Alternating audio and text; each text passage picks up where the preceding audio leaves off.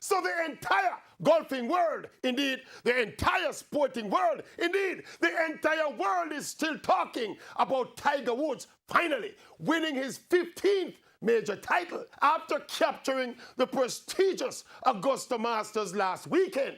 It is a span of 11 years since Tiger's last major and 10 years since his infamous bust-up with his wife and the expose of his girly addiction. And a lot has been said about Tiger Woods and his long drought without a major.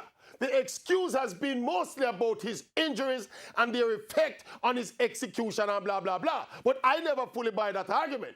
The fact of the matter is that in 2008, at 33 years old, Tiger Woods had already won 14 majors and 79 PGA Tour events.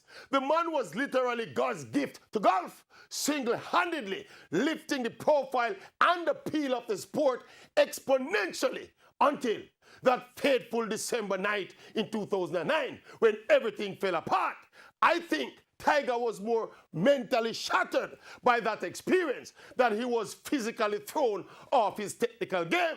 He deserves all the credit for his perseverance, tenacity, and stick-to-itiveness in the healing of those mental scars. Many lesser men would have been destroyed and thrown into despondent despair, but not the Tiger.